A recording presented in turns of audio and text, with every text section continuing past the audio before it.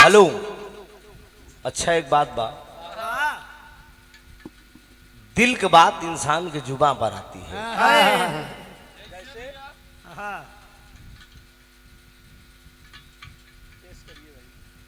बैठा मुन्ना, बैठा कहाँ जाता? सुजीत बैठा, ध्यान दो आप सब।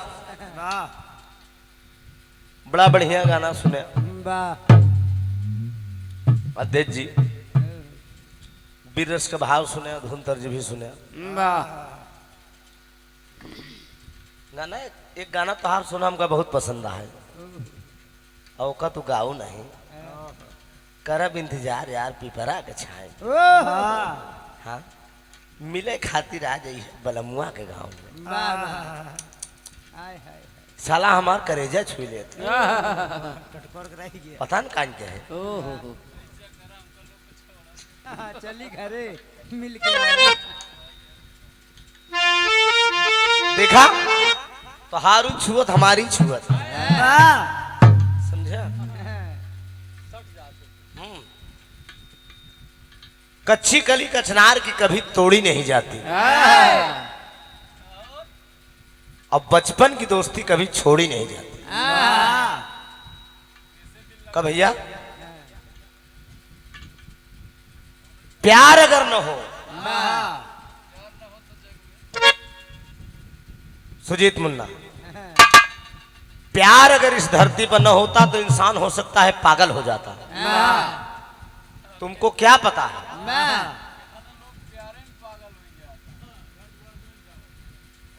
चुतिया हुई जो बेटा होते और कितना जने प्यार में न जाने कितना बनायु डाए।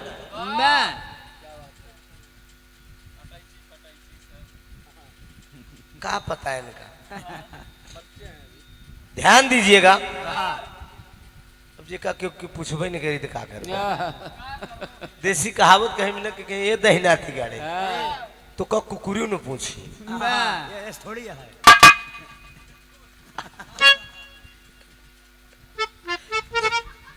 भैया है हाँ, एक लड़का और एक लड़की में मोहब्बत हुई, और चंचल मुन्ना ध्यान दे, अभी इस बात वही समझ जाता जे कर सही रोगी हुई, मोहब्बत हुई,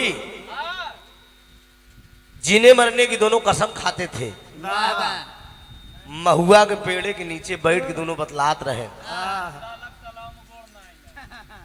और दोस्त, लड़कीवा का नाम महेश रहन और लड़कीवा का नाम बिमली रहन। ओरिजिनल नाम होकर बिमला रहन, लेकिन प्यार से कहा बिमली, समझे। और बड़ा मशहूर लाला का तालाब रहन, महेशो एकदम नाटे के रहन। ठाकुर श्याम सिंह के नहीं मेहरारू शौकीन बहुत रहा। मुलाकात हो गई दोस्त, बिमली की बियाह हुई गई, महेश्वर रह गई इससे। और एक दिन मुलाकात भई, लाला के तालाब लगा भकार छोड़ कर रोवे। जब रोवे लगी तो लड़की का करे जब हम छुई ले। ध्यान दा, पुराना साथी से मुलाकात हुई, पुराने साथी से मुलाकात भय के बाद करेजम जैसे एक राहुल मुन्ना यार देखा बेटवा 4147 लागत है, जैसे ऐसे मारी से घाच यही चोट आवत है का जान ले, यही ऐसे हाथ से देना, इस सब अनुभव के बाद में का ज्ञान ले। और लड़की कहती है महेश तुम क्यों रो रहे हो, काहे मन सिद्धू पाई गयो तू हमका हमका भूल गयो। एक बार मिल लो मुझसे बिमली। हाँ महेश कह रहा है कहाँ मिलना है, बिमली कह रही है। क्या कहता है?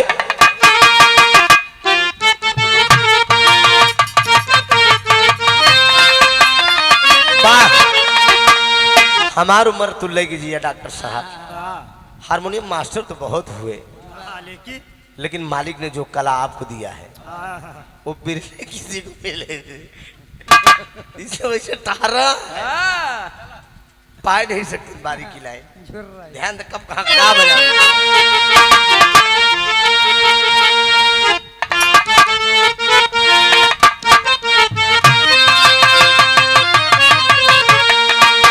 गौवा के पिछवा रवा, हल्का सा और बढ़ाइए इसको। गौवा के पिछवा रवा, अरे चांद जब निकले। भैया बहुत सटना पड़ रहा है, थोड़ा दूर से भी बोले कैचिंग करता रहे, ऐसा होना चाहिए। गौवा के पिछवा रवा, बिमली चांद जब निकले, धीरे धीरे नदिया किनार चली आइया। गौवा के पिछवा रवा, चांद जब निकले, धीरे धीरे नदिया किनार चली आइया।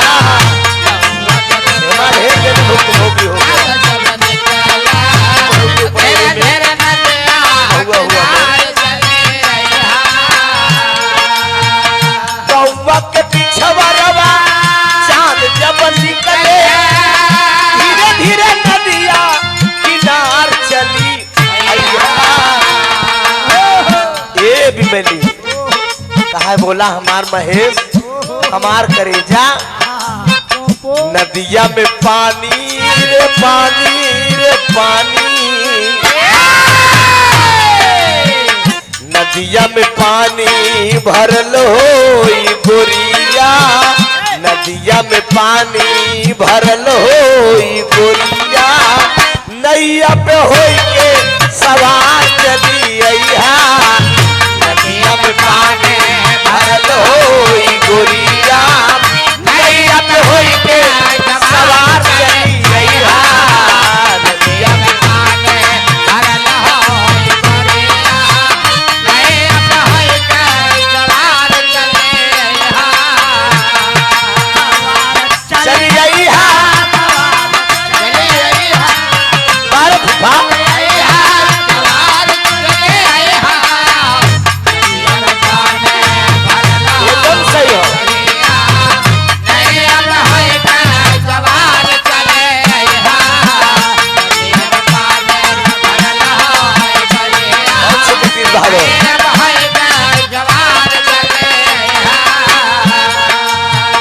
नैहर में मनवा न लागी रे गुजरिया, नैहर में मनवा न लागी गुजरिया।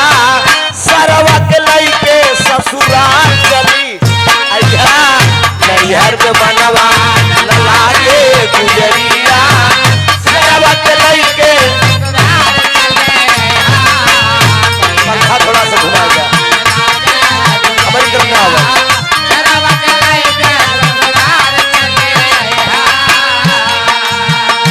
मतो छोड़ चली बाबुल कदेश, पिया का घर प्यारा लगे। मतो छोड़ चली बाबुल कदेश, पिया का घर प्यारा लगे। मतो छोड़ चली बाबुल कदेश,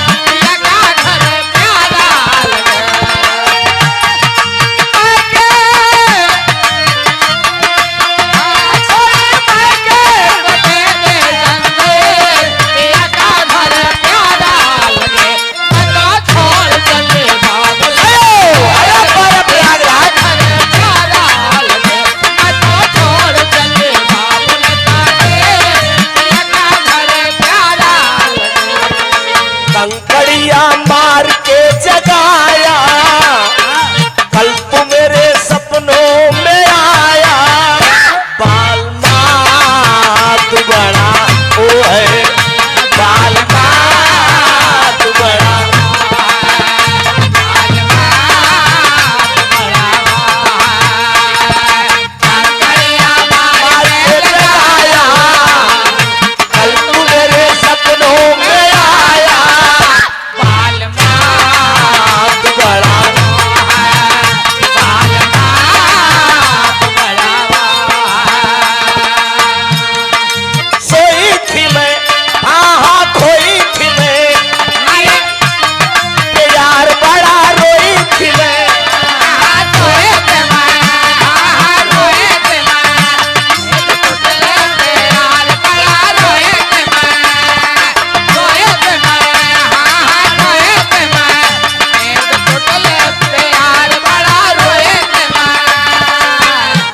मेरे रोने पे तू मुस्कुराया, मेरे रोने पे तू मुस्कुराया, बाल माँ तू बड़ा ओ है, बाल माँ तू बड़ा ओ है, बाल माँ तू बड़ा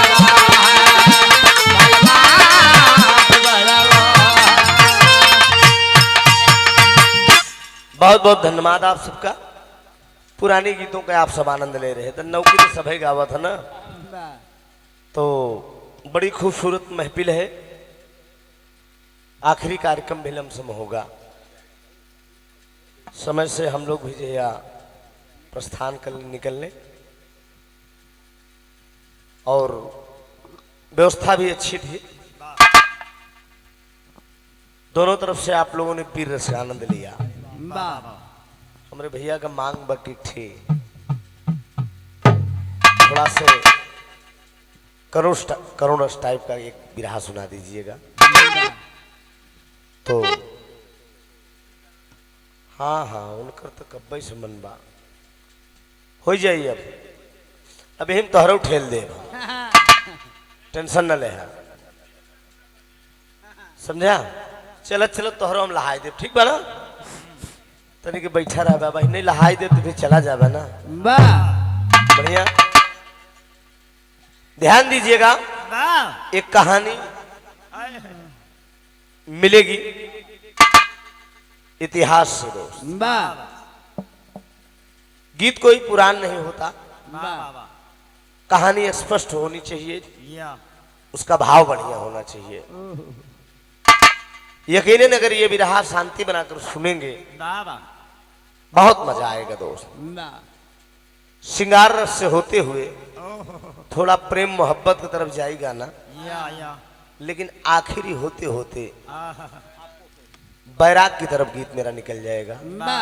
पूर्व जन्म होगा, दूसरे जन्म में वो बालक अपने दरवाजे पे पहुंचेगा माँ से भिक्षा लेने के लिए। ऐसी कहानी मिलेगी दोस्त, आशा नहीं पूर्ण विश्वास है। जितने ही लोग बैठे हैं ये बिरहा सुनेंगे तो वाकई में कोई घमंड तो नहीं है, क्योंकि भाई आप लोग बहुत कलाकार बुला चुके हैं। हो सकता है हमसे भी श्रेष्ठ श्रेष्ठ कलाकार इस मंच पे आए हैं, लेकिन वीरों से पृथ्वी खाली नहीं है। लेकिन यकीनन याद जरूर करेंगे कि इलाहाबाद से कुछ त्रिभुवननाथ आए थे लाल कुआं में, और हो सकता है कि जीवन रहे फिर कभी इसी मंच पे दीदार हो जाए दोस्त। अरे वाह, ब्रजेश, आदरणीय ब्रजेश यादव जी के जैसा प्यार दुलार छलकेगा। आइए, लेकिन ये बिरहा आप लोग पहले सुनिए मूड मिजाज से।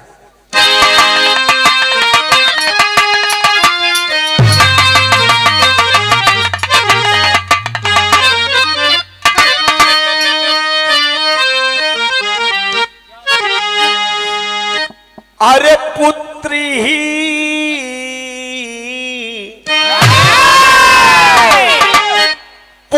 ही माता ममता के सागर बने, माँ के आंचल में बेटे का संसार है। माता के दूध की कीमत अनमोल है, कर सके क्या अदा कोई बेकार है। पुत्र का भी है कर्तव्य माँ के लिए, नेक ईमान से माँ की सेवा करे। अरे नाम उसका अमर जग में हो जाता है, फर्ज ईमान के खातिर जो नर मरे।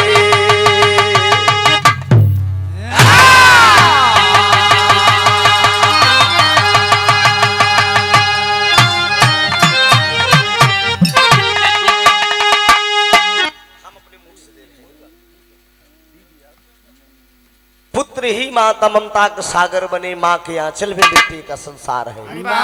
ये भैया हो, माँ कहावत कही गई है कि अमृत के धार केहू कितनो पियाई एगो माई बिना। कैसे करे जवा जुड़ाई है भैया एगो माई बिना। दुनिया में दोस्त हाँ धन दौलत तो ब्रजेश जी बहुत कमा लिया जाएगा। वाह वाह वाह हर इंसान कमा ही रहा है अपने हुनर से। हाँ आप लोग भी परिवार छोड़कर, बीवी बच्चा छोड़कर यहाँ पर प्रदेश में आकर इस मिल के अंदर आप लोग कमाई कर रहे हैं, लेकिन सब कुछ मिल जाएगा, लेकिन माँ बाप जिस दिन धरती से चले जाएंगे दोबारा देखने को नहीं नसीब होंगे। मतारी का दर्जा इस धरती पे बहुत ऊंचा है। कभी कल्पना करिए, कभी चिंतन करके देखिए कि माँ ये वही माँ है।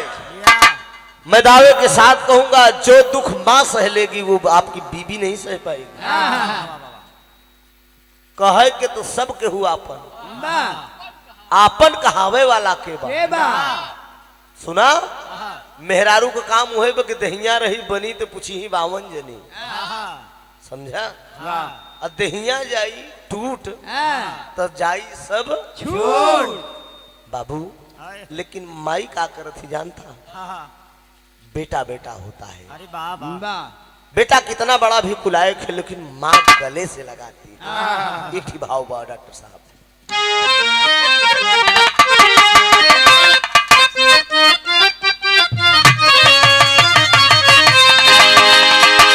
अरे बस इसी, अरे बस इसी एक दुनिया है,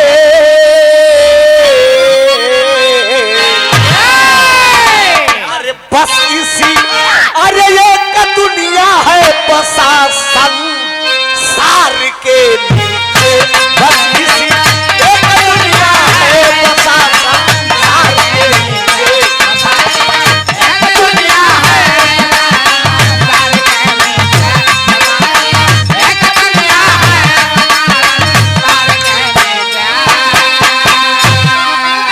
तो बस इसी एक दुनिया है बसा, ये भैया संसार के नीचे, बसा संसार के नीचे। अरे बसा संसार के नीचे पर गया कि अरे पर गया, अरे सतियों का झूला, अरे कदम की तार के नीचे पर गया सतियों का झूला।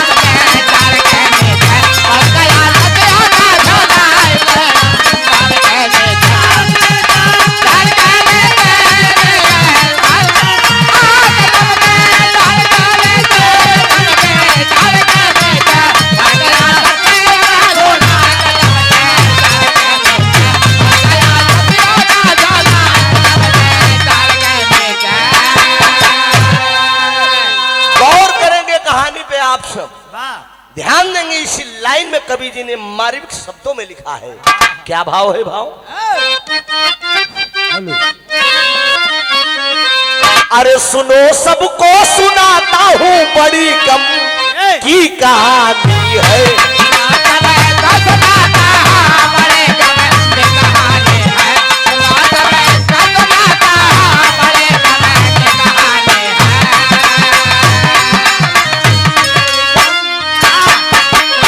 अरे सुनो सबको सुनाता हूँ बड़ी गम की कहानी है।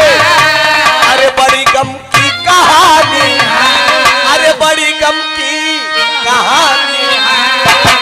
अरे कलीना फूल बन पाई, अरे कलीना फूल बन पाई, अरे बहे नए नो से पानी है।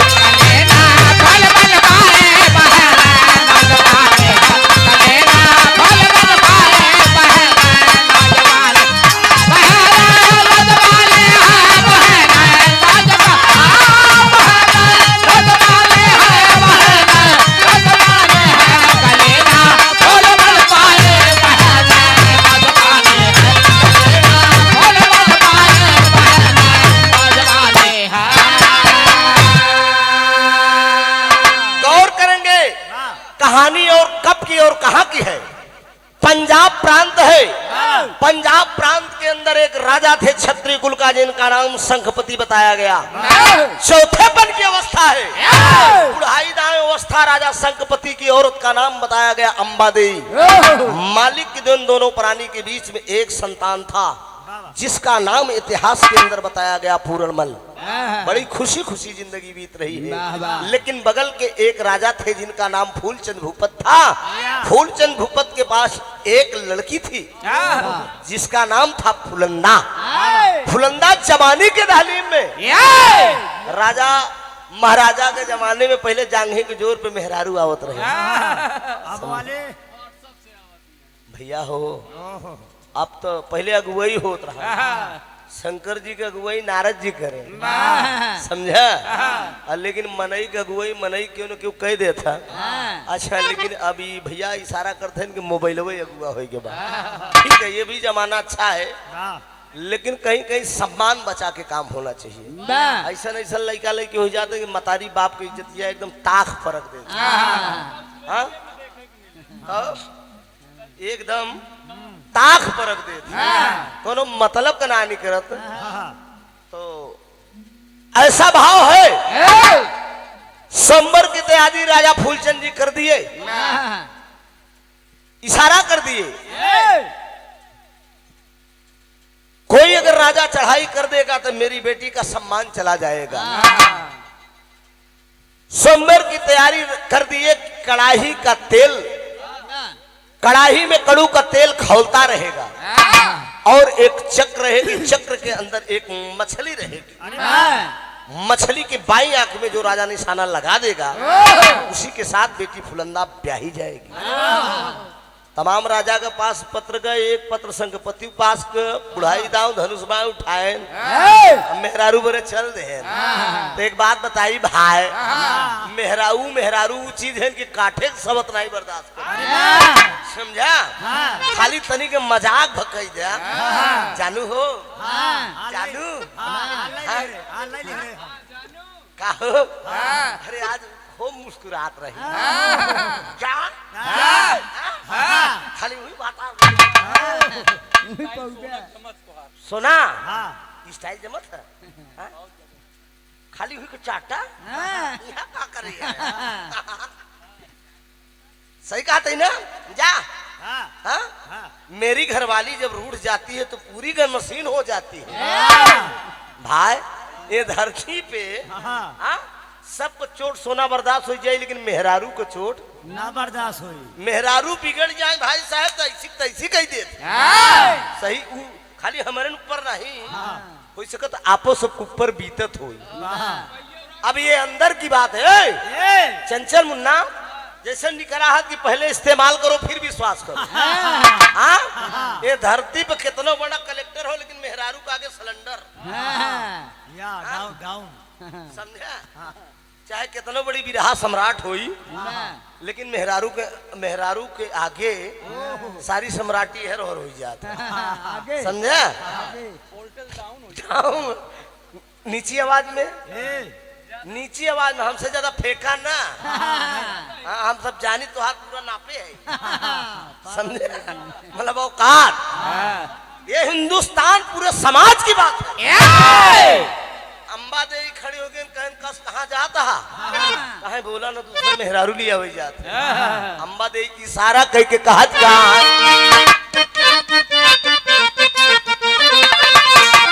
अरे मोरे राम, अरे बुढ़ौती पे खियाल करा, अरे तपावन प्राणपति जी लागल उमर हो रौती, बुढ़ौती पे खियाल करा।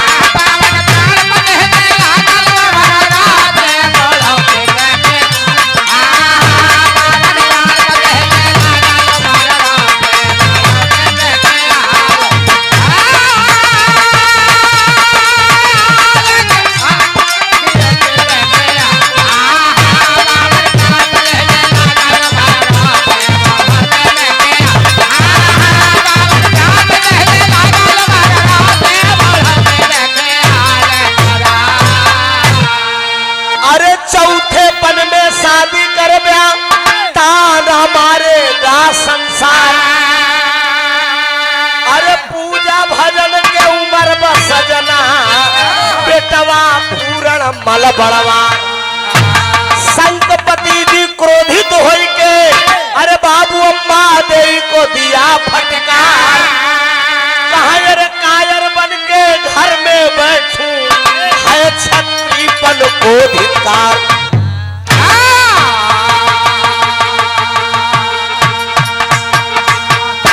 तमाम राजा आए होंगे, अगर हम स्वयंवर में न जाप तो कहीं राजा संघपति डर के हमारा आए नहीं। धनुष माँ उठाए लैला मजनू गुना वो भी पहुंची है। हाँ, चमड़ा झूलत डकर करता है, लेकिन मेहरारू का मन अच्छा बाजे हो थे, समझा? हाँ, चाहे दांत हिल जाए कैसे कैसे चाहे एकदम लेकिन लेकिन तक ही ऐसे। हाँ? ली अरे कौन कहता है कि बुढ़े इक्स नहीं करते? जवन बुढ़वा होती और खतरनाक ही होती, उनका निगाह बड़ी कटीली होती, आँखी से, समझा? आँखी से। हमारे किए जने दादा रहे ना, जब मेहरारू देखे तो बता के हमके कस दादा कहा है बच्चा तन बुढ़ा हो गया है, मन छोड़ के बुढ़ा हुआ है। अब नहीं फूटत बच्चा। सन सोना क्या करबे, कहूँ ऐसे मिल जाती लोग ना, समझे कि बड़ा था। ध्यान दीजिएगा, धनुष ना उठाए पहुंच गए, नंबर लगाए जहन बुढ़वा जाने नहीं कि पहले अब बहादुर बुढ़ाई दाऊ अजमाऊ शुरू। कराही में कड़ूक तेल खौलत बा, चक्र के अंदर मछली चलत बा, देखे कि नीचे निशाना ले के बा, और रानी फुलंदा बो 16 साल का नई नवेली ऐसे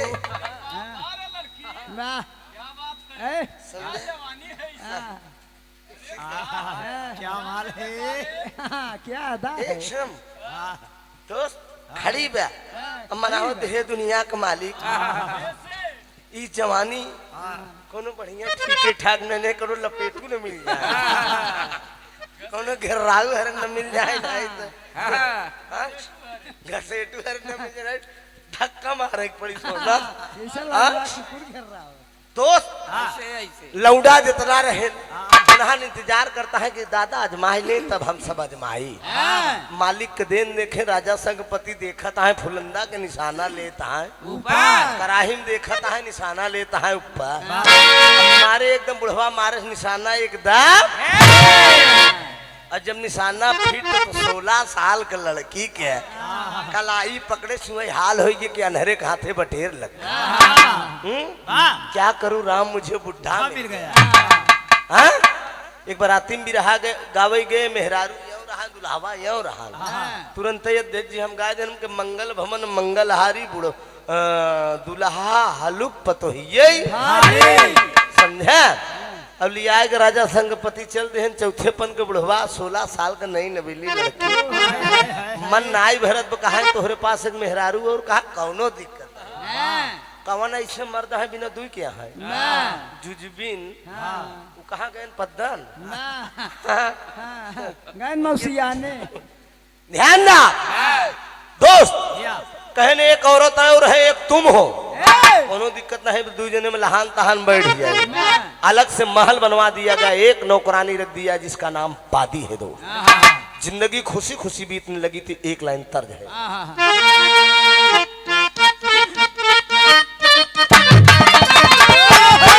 अरे कहा तनी भारत के जनलवा हो, सजनवा हमार बड़ा लहरी। जिंदगी खुशी खुशी बीत रही हो तो हो क्या रहा है, चौथे पन में जागल पांचवनिया हो, लगनिया छोटी रानी से लगा। चौथे पन में जागल पांचवनिया हो, लगनिया छोटी रानी से लगा।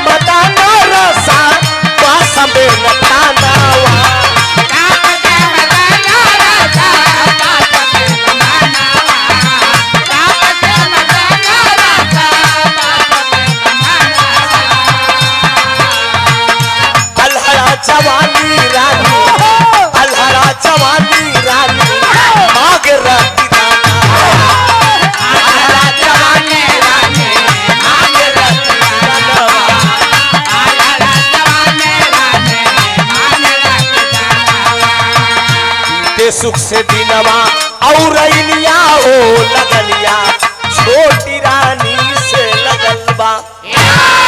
बहुत खुशी खुशी जिंदगी राजा संगपति और फुलंदा का बीत रही है। सोचिए 16 साल की लड़की और चौथेपन का बुढ़ा मन कहाँ भरी। सावन का महीना है, रिमझिम रिमझिम फुहार पड़ रही है। राजा संगपति घर पे नहीं है, अंटे पे बैठी है, वो बगल में नौकरानी वादी खड़ी है। घोड़े पे सवार एक नौजवान उसकी निगाहों से गुजर गया और जब वो नौजवान का देखे तो कर मना इसे डोली फुलंदा का मना डोल के कहा अरे बाप रे बाप ई मिला हो हमका। याद कर लीजिए दोस्त, दिल कभी किसी से लगाया नहीं जाता, दिल अपने आप लगता है। भले बांध ले कोई दरिया का पानी, अरे भले बांध ले कोई दरिया का पानी, मगर ये जवानी बांधी न जाए। मेरा दिल दीवाना सनम तेरे ऊपर। अरे यार ये खुदा भी झुका है जवानी के आगे, समझा। ये करे आगे जब ईश्वर झुक गए तो हमारा आपका का बात। हाँ देखा सुख सागर का खेला फसिन गुरुआइन चेला से, समझे। इमा बड़ा ढोल पोल है, मन डोल गया। फुलंदा की इशारा करके नौकरानी बादू को बुलाई, ये नौजवान कौन है, जरा बुला के इसको लाओ। और वो कौन था मित्रों, यही तो सोचने की बात है। राजा साहब की जो बीही औरत है अम्बा देवी, उसी का बेटा पूरनमल है। उसका एक दोस्त है जात का माली मेहताब, पेड़ के नीचे घोड़ा बांध कर वो चौरस खेल रहा है। बादी नौकरानी से कहती है कि बीमार जाओ किसी न किसी प्रकार से उसको लिवा के आओ। पहुंच गई बादी नौकरानी, कहा लगी महारानी तोहार बेटवा लागत है। कहा सुना एटवा ने बेटवा, जब बेटवा के चक्कर में रहा तो हम का करब, जौन भगवान बा कहा होई।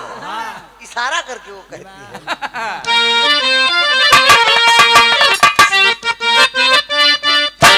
अरे दिल देता है रो रो दुहाई, किसी से कोई प्यार ना करे। वो कहती कि दिल से माना है बेटवा चाहे भाई रे मिला दे तू। दिल से माना है बेटवा चाहे भाई रे मिला दे तू। आज रखिया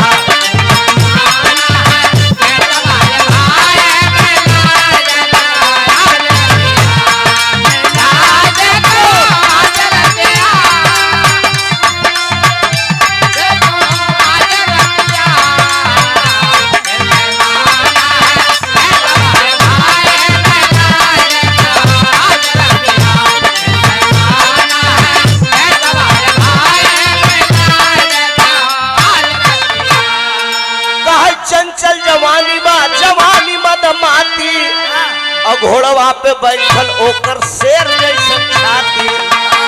इशारा करके कहा बोला उसको लाओ, वो चाहे बेटा हो या कुछ भी हो, बेटवा हो या भाई हो, सारा गांव लागे काकी। तो चंचल बतावा हम के का हाँ के का राखी के का ताकी।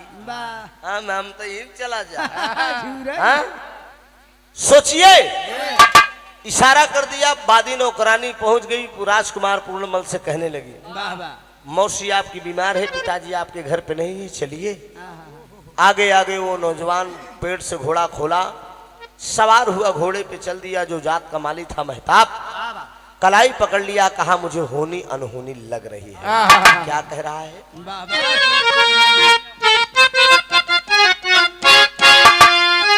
यह दर्ज करान बच्चे, हमारा दिल है पान का पत्ता,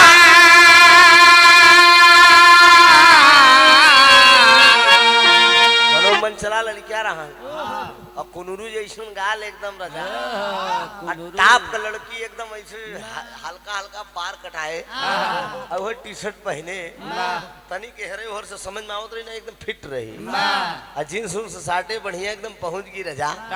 लड़कीवा से कहा पान लगावली, लड़कीवा पलट कहे करे तो का हम का समझ में आई। और जब देखे लड़कीवा तो सोचे तो कहा तो क्या करूं, वो कहता क्या है कि हमारा दिल है पान का पत्ता, हमारा दिल है पान का पत्ता, अरे गोरी इस पे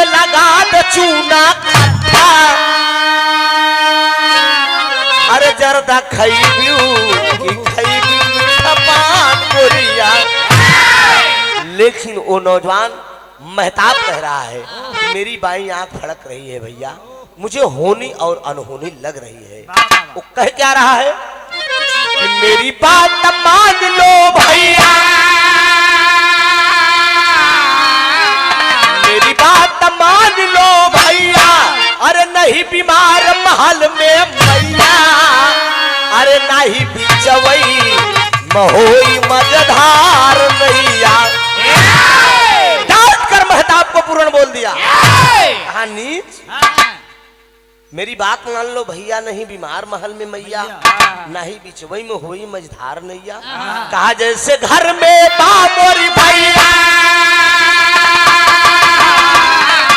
जैसे घर में बामोरी भैया, वैसे मौसी भी मोरी मैया, अरे नहीं बिचवई में होई मझधार नैया।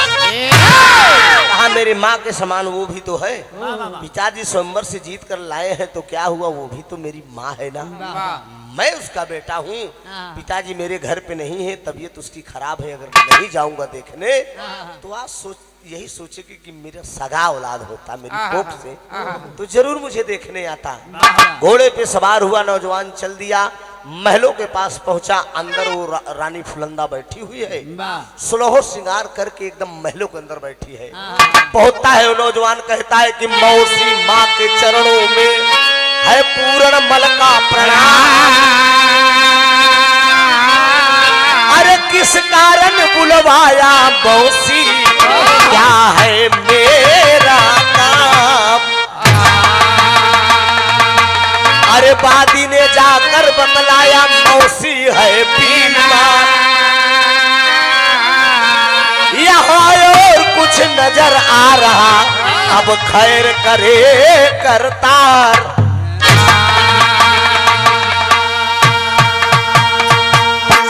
भाई मौसी तू तो ठीक हो न, कहे हाँ हाँ पूर्ण हम ठीक है, लेकिन तू बतावा तू हमके मौसी कहे कहा था। कहे अरे तब का तो के कही, कहा सुना ई मौसी उसी निक नहीं लगा। कहे तब कहा तोहार नाम लइके, अरे तोहार धरा, अरे तोहार नाम लइके, नाम लइके, नाम लइके, तोहार नाम लइके छोड़ा है जमाना, तोहार नाम लइके छोड़ा है जमाना, तोहार नाम लइके छोड़ा है जमाना। सहा नहीं जाए मोसे, सहा नहीं जाए मोसे, सखियन का ताना, तोहार नाम लइके छोड़ा है जमाना, तोहार नाम लइके छोड़ा है जमाना, तोहार नाम लइके छोड़ा है जमाना। कहाँ नहीं जाए, कहाँ नहीं जाए मोसे, सखियों का ताना, तोहार नाम लइके छोड़ा है जमाना, तोहार नाम लइके छोड़ा है जमाना। इशारा करके वो फुलंदा कह रही है क्या, अखियाँ शराबी मेरी गलवा गुलाबी मेरी पतली कमर लचके, अखियाँ शराबी मेरी गलवा गुलाबी मेरी पतली कमर लचके, अखियाँ शराबी मेरी गलवा गुलाबी मेरी पतली कमर लचके। मथवा कभी दिया हराम कर दिया, चम चम चम चम के बिना तोहरा तेरा बजे घुंघरू, बिना तोहरा तेरा बजे घुंघरू, बिना तोहरा तेरा बजे घुंघरू, बिना तोहरा तेरा बजे घुंघरू। पकड़ लिया पूरण को और उठा के पलंग पे पटक दिया रोज, और गलवा से गलवा दर्द है बाबूजी। और एक बात कहती है, अरे दिल है दीवाना तेरे पहलू में, दिल है दीवाना तेरे पहलू में, दिल है दीवाना तेरे पहलू में, अरे दिल से चाहे जो कहलू में, आँखियाँ मिला ले मुझे गर गरवा लगा ले जा रहा और अभी सज धज लूं।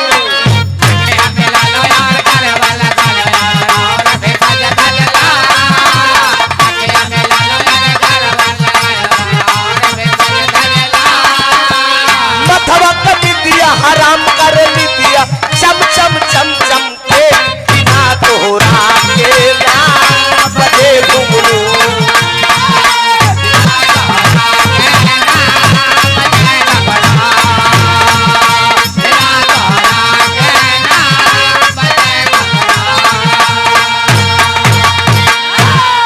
उठा के पलंग पे पटक दिया, लेकिन पूरणमल बाबूजी झटक कर खड़ा हो गया।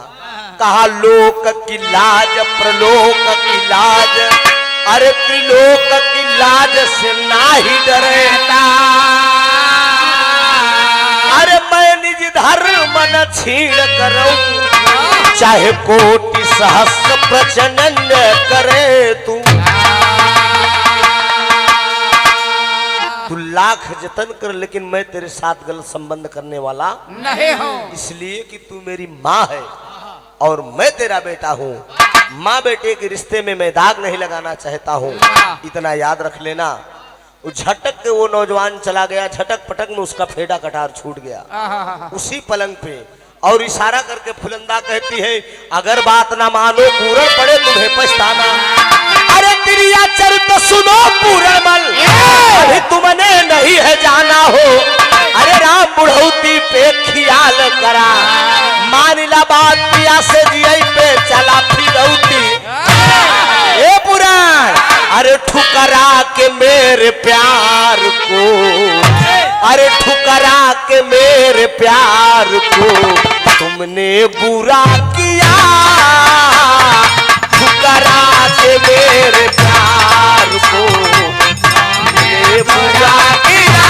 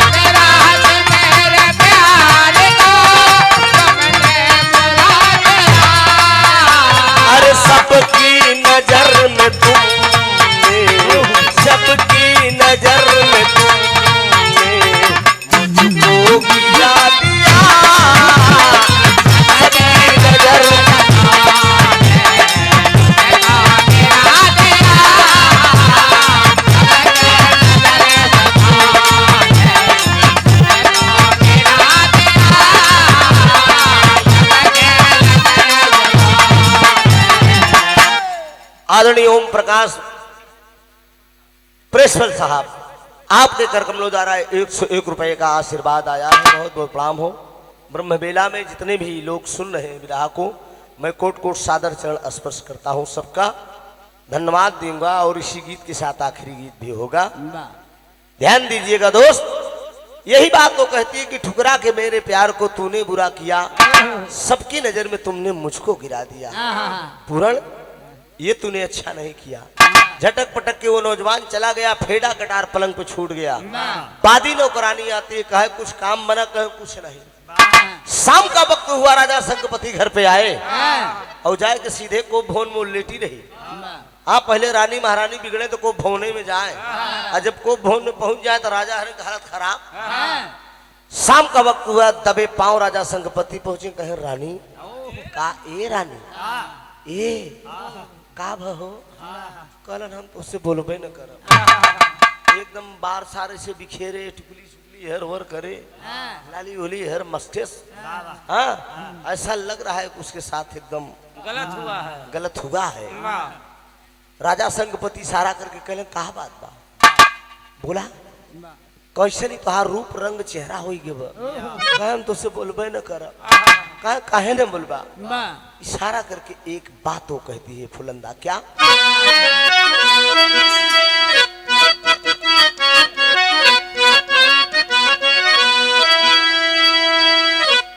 अरे तोहरे बेटा उना के, अरे राजा साहब तोहरे बेटा बेटौना के अरे बिगड़ल चलनिया, अरे तोहरे बेटौना के अरे बिगड़ल चलनिया, हमारा के माँ गए जवनिया हो रहा।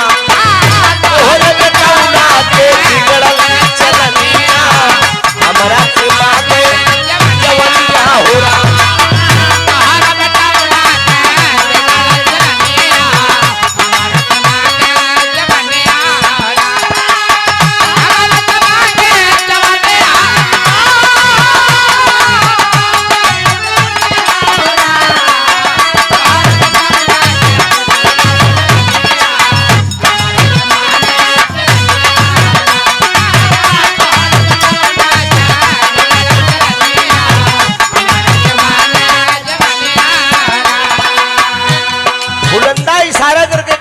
आपका बेटा मेरे पास आया था, बेटा वो तोहार हमारे पीछे पड़ा हो, बेटा वो तोहार हमारे पीछे पड़ा, बेटा वो तोहार हमारे पीछे पड़ा हो,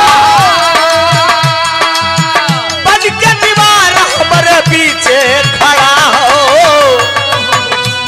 अरे हाय दैया, अरे हाय दैया जाई हम के करा सरनिया, हमारा के मांगे जवनिया हो राम।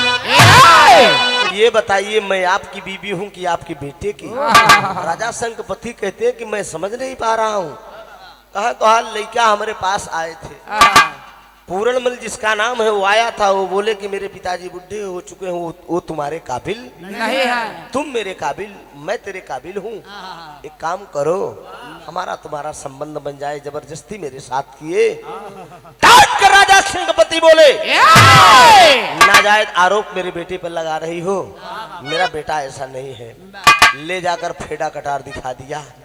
प्रमाण के रूप में राजा संकपति को विश्वास हो गया कि मेरा बेटा आया था, मेरी रानी की आबरू लूटा है।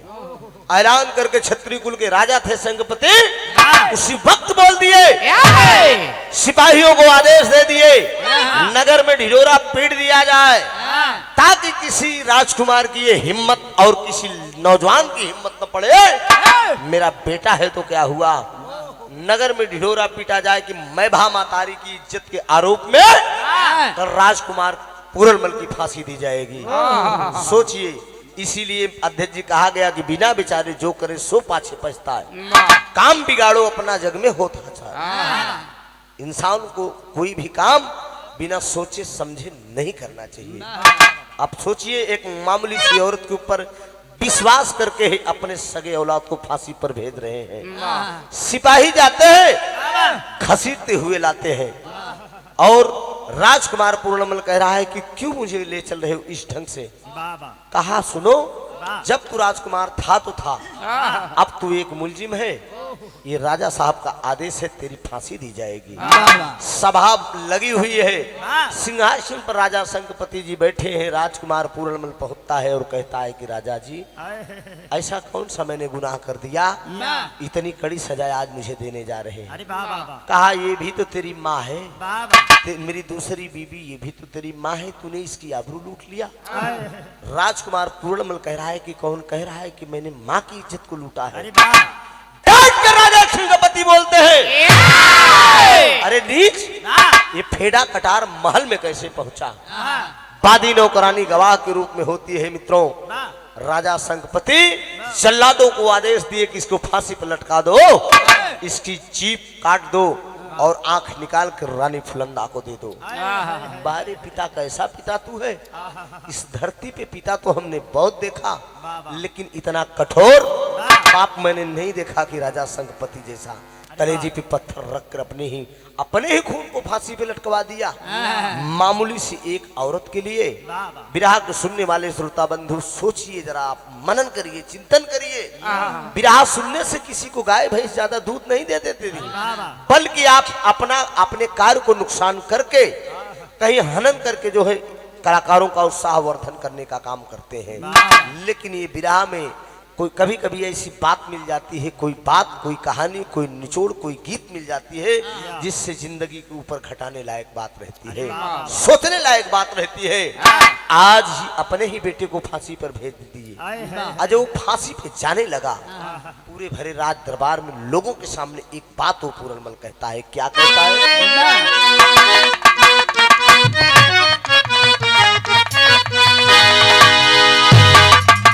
एक तरफ के लाइन बात लव कुश चरित्र में हमारे गुरुजी जनाब हैदर अली जुगनू साहब की आवाजों में आप लोगों ने सुना होगा। लव और कुश से देखिए ये भी बड़ा चिंतन करने की बात है। बाप सामने खड़ा हो और बेटा को बेटा न कहे, कैसा मामला है। बाप सामने हो और अपने ही खून को, कितना बड़ा भी कठोर बाप रहेगा लेकिन अपने खून को देखने के बाद गले से लगा लेगा। लेकिन ये भी रामायण की एक अद्भुत कहानी है बाबूजी। अपने ही खून है लेकिन भगवान राम अपने ही बेटे को कह रहे हैं कि बहुत बहादुर हो बेटा, कि तोहरे माता पिता के धन्यवाद हो, तोहरे माता पिता के धन्यवाद हो,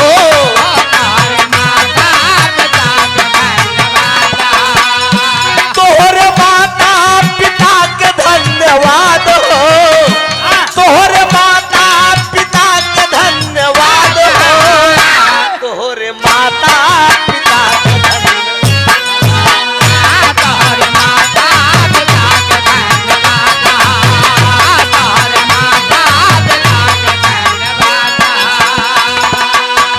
तोहरे जन्म से तरल सारा परिवार हो, तोहरे जन्म से तरल सारा परिवार हो, जे करी कोखिया में लिहाय अवतार हो, जे करी कोखिया में लिहाय अवतार हो,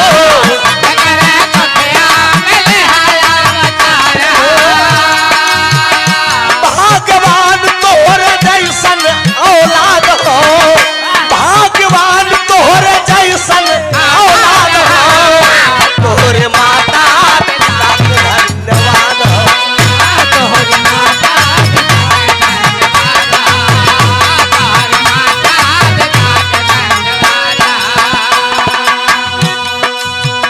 लेकिन पूरनमल फांसी के फंदे पर जाता है मित्रों, हाथ जोड़ कर लोगों से कहता है कि भाइयों मैं रहूं ना रहूं गम न होगा, न होगा मैं रहूं ना रहूं गम न होगा,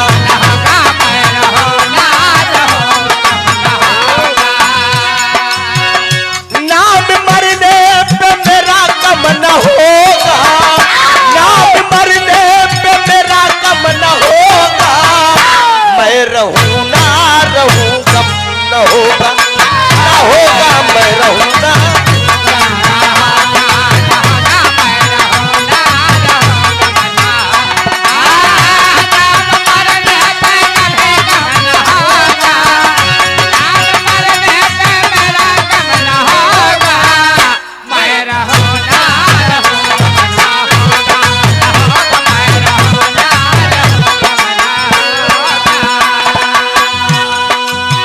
सबका प्रणाम करे पूर्ण ललनावान, सबका प्रणाम करे पूर्ण ललनावान, तनिको दर्द नाही आवेला रजनवा, तनिको दर्द नाही आवेला रजनवा,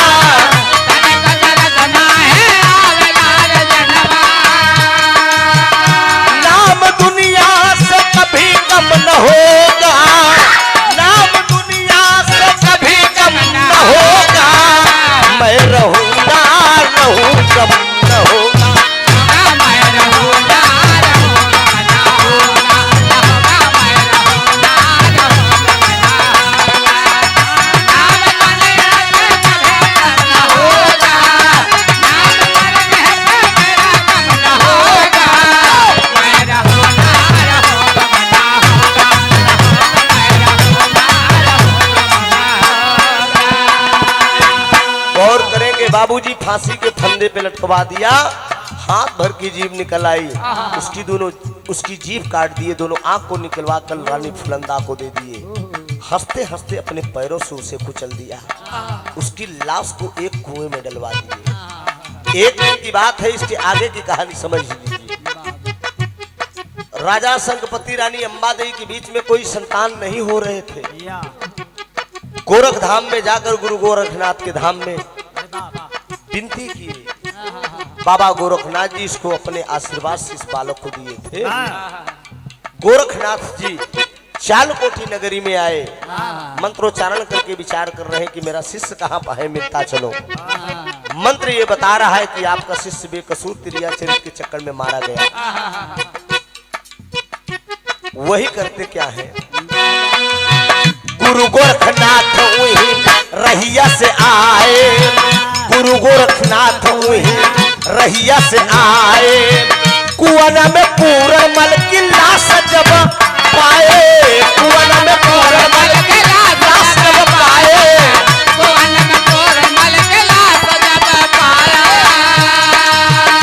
नाम दुनिया से कभी कम न होगा, नाम दुनिया से कभी कम न होगा, मैं रहूं ना रहूं गम न होगा।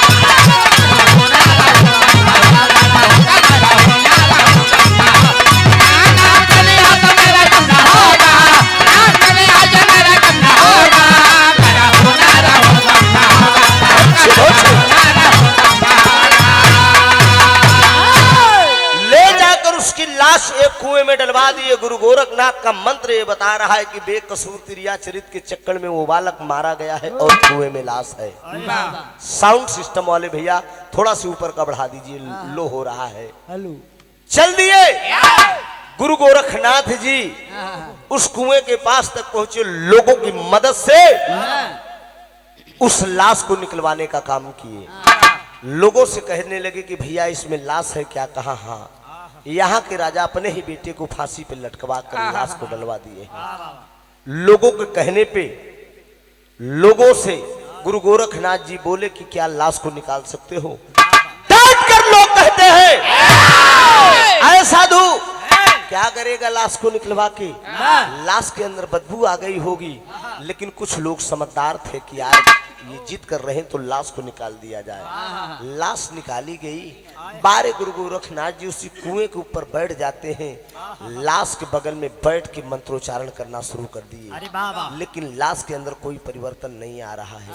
घंटे 2 घंटे बीत गए हैं। लोग कह रहे हैं कि ए साधु क्या तू ढोंग फाना है? मरी हुई लाश कहीं जिंदा होती है। लोग तमाम प्रकार के बोली बोल रहे हैं, ठिबोली बोल रहे हैं। लेकिन गुरु गोरखनाथ जी शांत एकाग्र होकर बैठे हैं, मंत्रोच्चारण कर रहे हैं। लेकिन लाश के अंदर कोई परिवर्तन नहीं हो रहा है। कुछ देर के बाद जब लोग ताना मार रहे हैं, इतने में गुरु गोरखनाथ महाराज जी उठे, थम-थमा कर उठते हैं, पकड़कर मंत्रोच्चारण करके उस लाश को पकड़कर झकझोरते हैं। झकझोरने के बाद खींच कर एक चाटा मारते हैं। धीरे धीरे उस लाश के अंदर परिवर्तन होना शुरू हो गया। बाबूजी करते करते करते करते उस लाश के अंदर जान आ जाती है।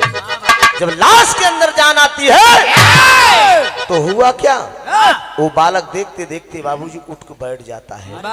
जब उठ के बैठ गया ना तो गुरु गोरखनाथ जी इशारा किए कि देख बेटा मैं कौन हूँ, मुझे पहचान रहा है? कहा हाँ। गुरु गोविंद दो खड़े काके लागो पाए, बलिहारी गुरु आपकी गोविंद दियो बताए। आप हैं मेरे माँ बाप से बढ़कर आप मेरे गुरु हैं। कहा बेटा जा तेरी माँ तेरा इंतजार करती होगी।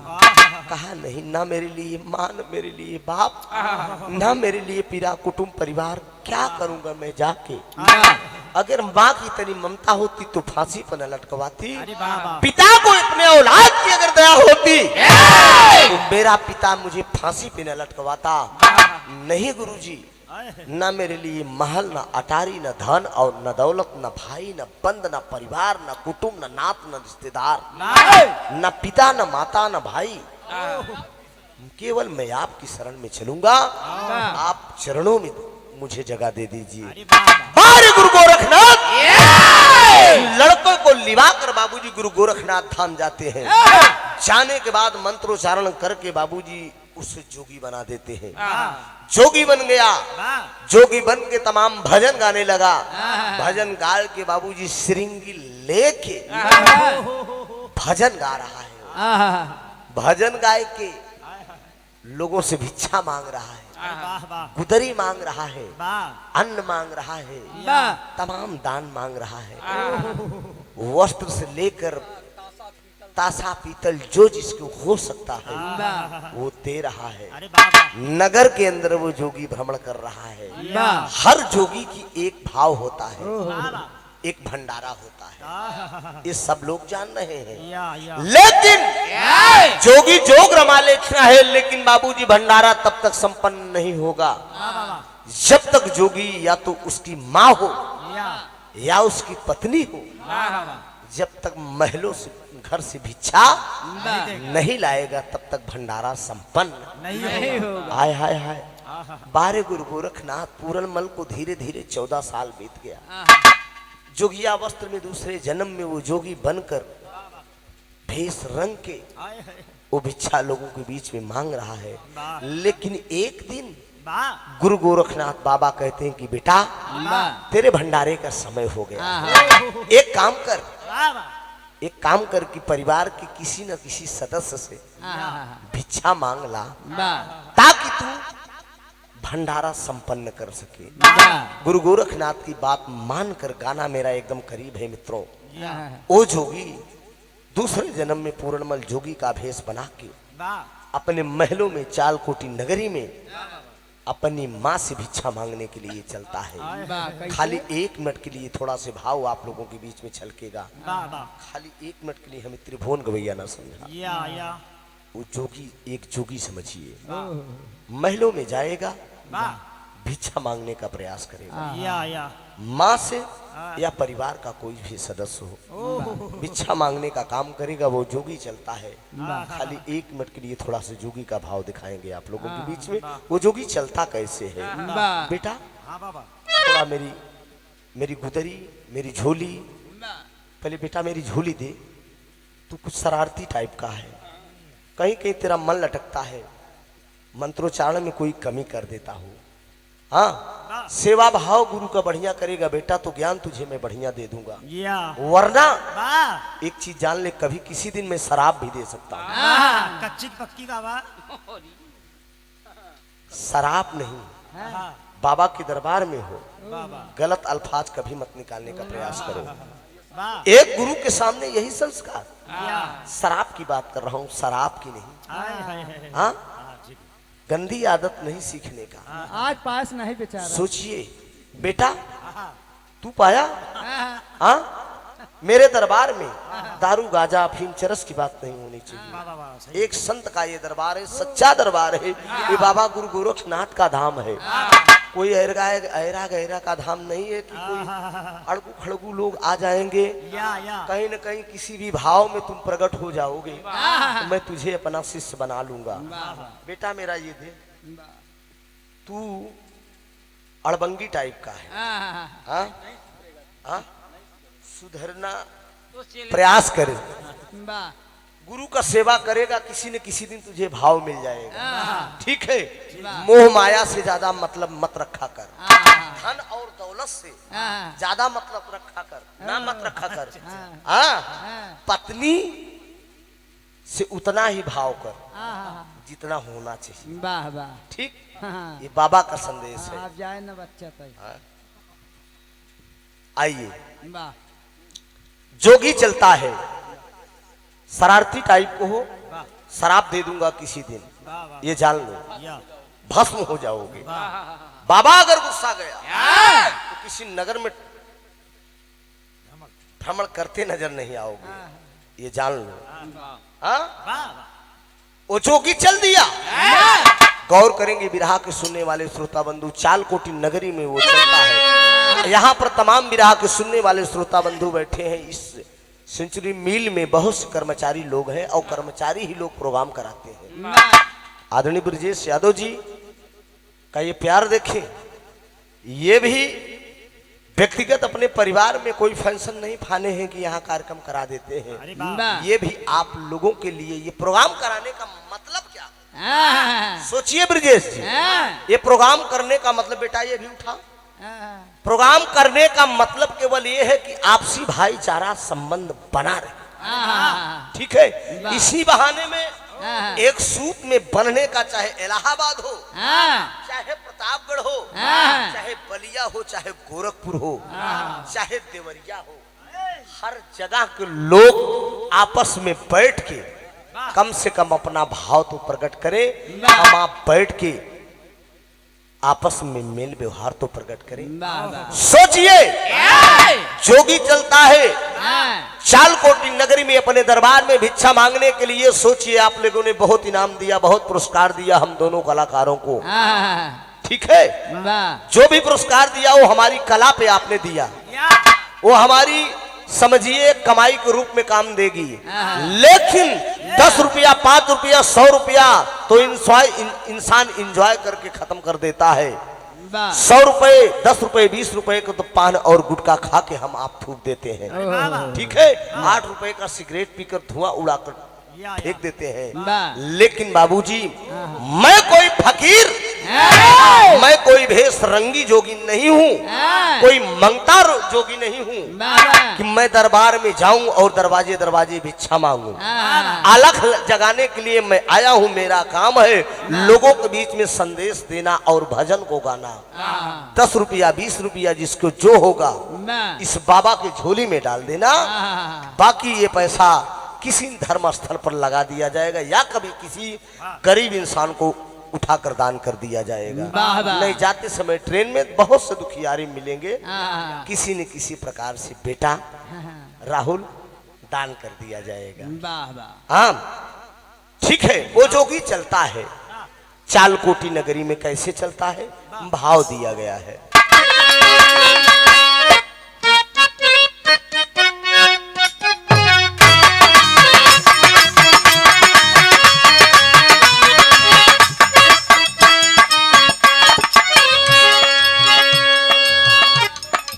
अच्छा, ये विजय बहादुर यादव जी ये पुरस्कार दिए हैं, जोगी को नहीं दिए हैं। मेजा के धरती से, हमारे प्रयागराज से है। 201 रुपए का आपने दिया है। बड़ा शर्मात रहे बेचारे, हम भाव दे समझ लेते हैं आपको।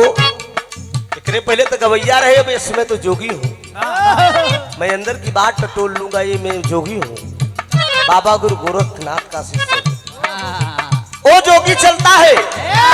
आज इस नगर में लाल कुआं के धरती पर ये जोगी आ गया है। उत्तराखंड, उत्तर प्रदेश, उत्तराखंड की धरती पे आ गया है। नगर में फेरा लगा रहा है और गाते चला जा रहा है। क्या? नारी के करनावा भरत हरी पानी, कैल जोगी आयर पानी, कैल जोगी आओ जो गवारा माँ के भिखिया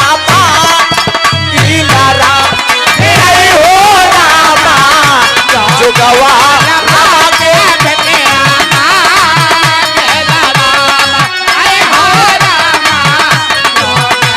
जय हो, जय हो। कूदो कूदो फूलो। यहाँ पर बैठे जितने सज्जन हैं, मैं जो भी आप इस दरबार में डालेंगे मैं किसी का नाम नहीं लूंगा, चूंकि ये मैं एक जोगी हूँ।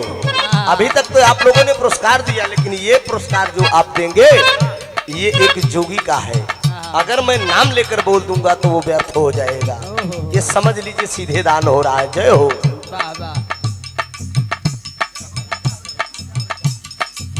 दूधो पूतो खूब फला, खूब बढ़ा, दिन दूना रात चिगुना तरक्का कर लाल।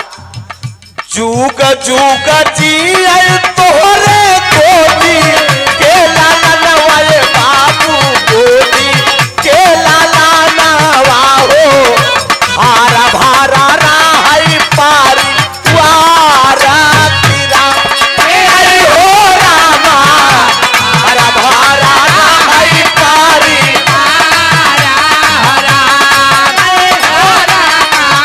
जय हो, जय हो।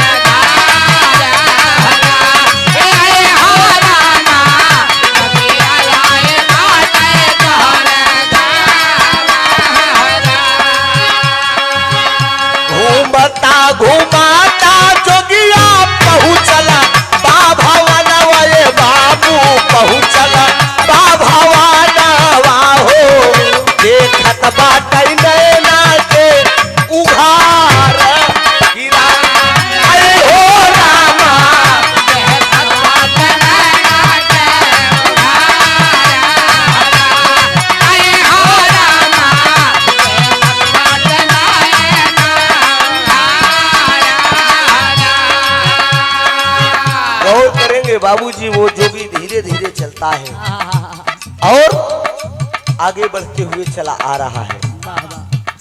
महलों में पहुंच गया। सामने अब मिल गई माई बाबू देखई भरी नया नवाए भैया देखई भरी नया नवा हो माई खाड़ी बाट न हमारे द्वार गिरा आई हो रामा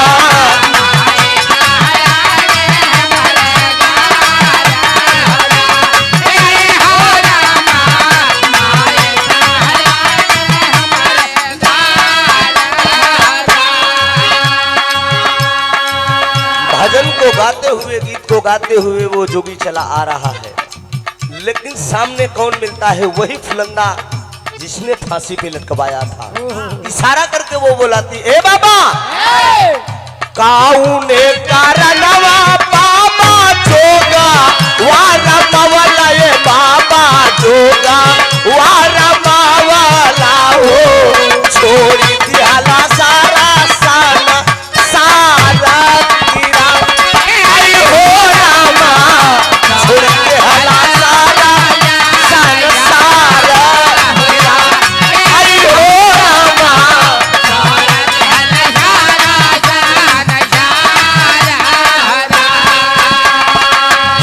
बाबा किस कारण आपने जोगी का रूप धारण किए हैं? लेकिन वो जोगी श्रृंगी बजाकर आगे बताता है माए भा मतारी खातिर जोगा वारा मावले भाई जोगा वारा मावले हो जोगा वारा माँ के भिखिया माँ पीला राम आई हो रामा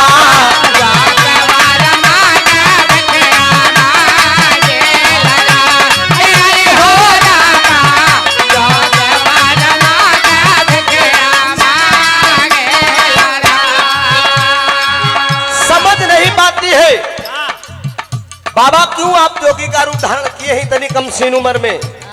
मैं भा मातारी के खातिर मैं जोगी का रूप धारण किया हूँ। यही सवाल भजन में गाकर जोगी वो आगे बढ़ता है। सामने दो सिपाही मिलते हैं। सिपाहियों से वो जोगी कहता है कि एक अंधी माँ रहती थी वो जिंदा है कि खत्म हो गई?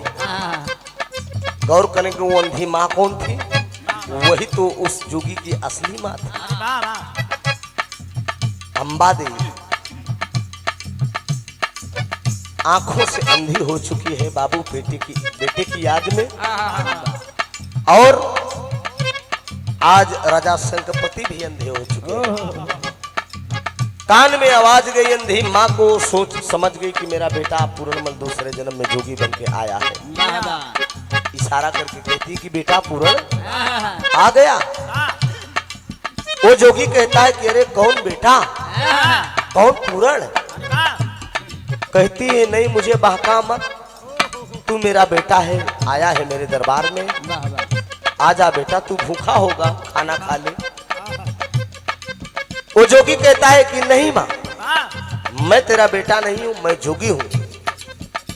लेकिन अंधी माँ कहती कि नहीं मेरे स्तन का दूध बता रहा है,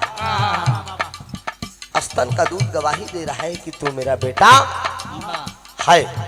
मेरी ममता पे विश्वास है कि तू जोगी बन के आया है मेरे दरवाजे पे। सिपाहियों से वो जोगी सवाल करता है कि माँ ये अंधी जिद क्यों कर रही है? सिपाही बताते हैं कि इसकी आंखों के सामने इसका जवान बेटा फांसी के फंदे पे लटका दिया गया। तब से जिसको समझती है सबको अपना बेटा समझ बैठती है। आखिर में माँ बार बार जिद करती रही बाबूजी, लेकिन जोगी किसी न किसी प्रकार से बहाना करता रहा। मैं तेरा बेटा नहीं हूं, मैं जोगी हूं। दाई दाकू दरिया माई माना मोर बचानी आयर माना मोर बचानी आओ जोगी आइल बाटई तोहरे द्वारा आई हो माई जोगी आइल बाटई तोहरे द्वारा आई हो माई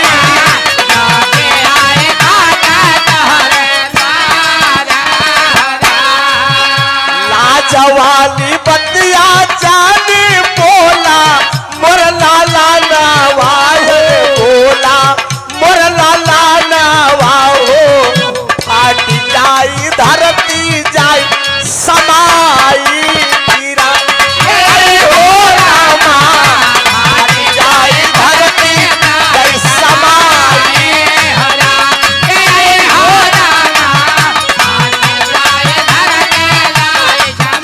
जय हो जय हो।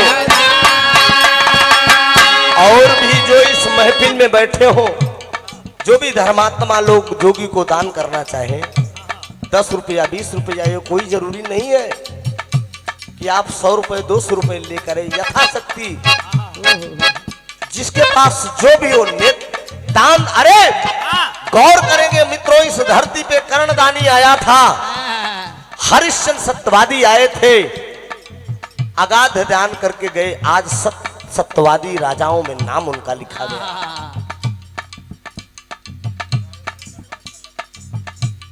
जय हो राजा हो जा दूधो फूलो खो, परिवार आपका हरा भरा रहे।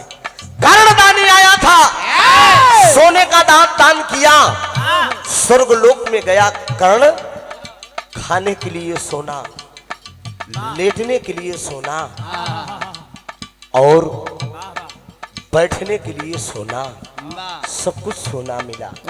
जैसा आप दान करेंगे वैसा मालिक के यहाँ मिलेगा। यही दरबार से भी कुछ मिल सकता था, मिलेगा कुछ।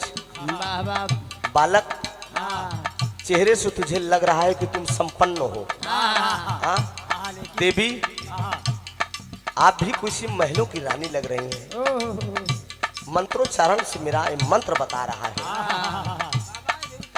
जुगा जुगा जीवई तोरे मागी कैसे नूरावाए देवी मागी कैसे नूरावा हो अमर राह तोहारो सुहाग गिरा हो रामा अमर राह तोहारो सुहाग हो रामा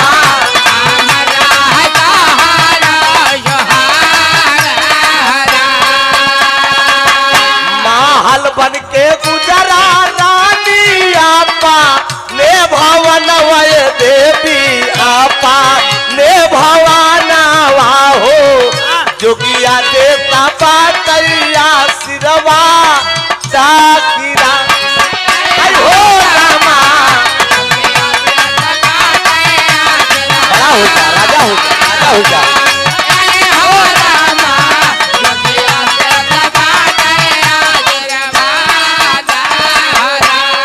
निश्चित है बाबूजी, कर्ण को अगर सोने का दांत देकर बाबूजी सब कुछ सोना पाया, खाने के लिए, उठने के लिए, बैठने के लिए, सोने के लिए, निश्चित है अगर आप धन दान करेंगे तो आपको मालिक के यहाँ धन ही मिलेगा।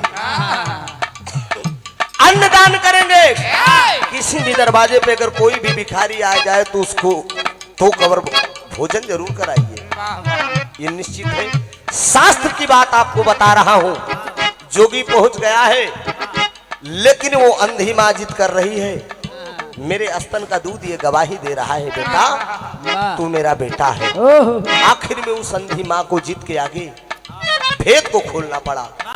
वो जोगी भेद खोल कर कहा, हाँ मां मैं ही तेरा बेटा हूँ, पूर्णमल दूसरे जन्म में जोगी बन के आया हूँ। आखिर में वो कहती है, माँ क्या चाहती हो? कहा बेटा इसी आंखों के सामने तेरी फांसी हुई थी, तू आंख ठीक कर दे, एक बार भर निगाह से मैं देख लूं बस। जोगी कहता है आंख तो ठीक कर दूंगा लेकिन तू देखने के बाद 5 मिनट के बाद गिरेगी जमीन पे, खत्म हो जाएगी, क्या तुझे मंजूर है? कहा हाँ माँ। हाँ बेटा मैं मर जाऊं जिंदा रहूं या ना रहूं मुझे कोई गम नहीं है, लेकिन बाबूजी मंत्रोच्चारण करके वो जोगी आंख पे फूंकता है, माँ की आंख ठीक होती है। दोनों माँ बेटे गले मिलते हैं। गले मिलने के बाद ठीक 5 मिनट के बाद उस जोगी के हाथ से वो अंधी माँ छूटती है, जमीन पे गिरती है और खत्म हो जाती है। और जब खत्म हो जाती है तो वो जोगी आगे बढ़ गया। स्वार्थ का माई बापू, स्वार्थ का परिवार वाले भैया, स्वार्थ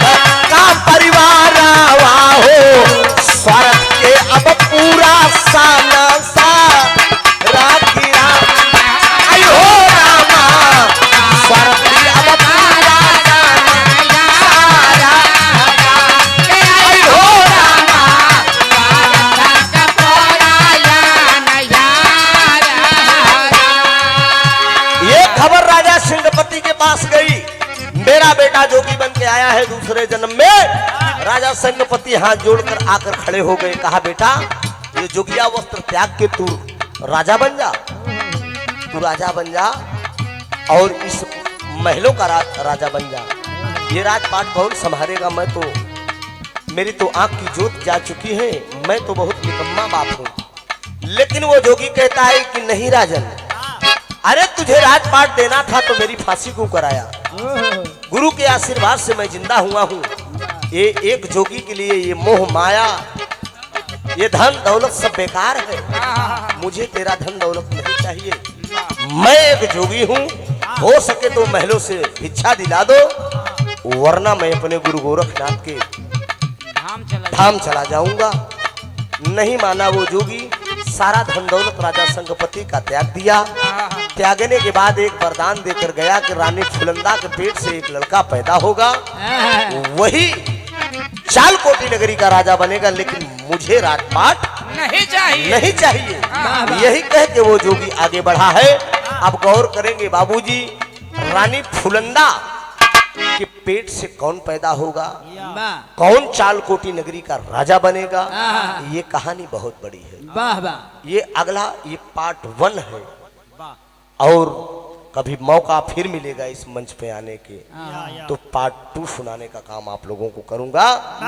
कौन चालकोटी नगरी का राजा बना, कौन राजपाट संभाला, कहानी यहीं से खत्म हो रही है। गुरु गोरखनाथ जी लेकर भिक्षा और वरदान देकर चालकोटी नगरी का राजा बनने के लिए रानी फुलंदा से बोल दिए कि इसके पेट से पैदा होगा वही राजा बनेगा, मुझे राजा नहीं बनना है।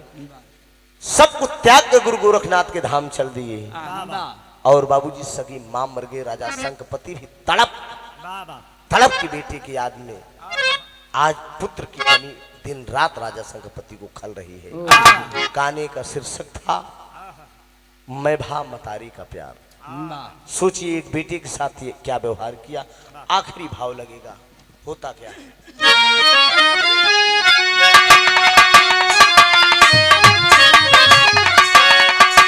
अरे पिरान होई बगिया,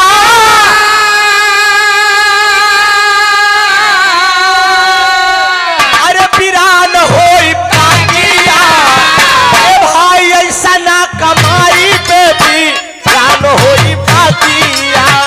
ऐसा ना कमाए पे पिरान होई बगिया, ऐसा ना कमाए पे पिरान होई बगिया, पिरान होई बगिया, पिरान होई बगिया, पिरान होई बगिया, पिरान होई बगिया, ऐसा ना कमाए पे पिरान होई बगिया, ऐसा ना कमाए पे पिरान होई बगिया।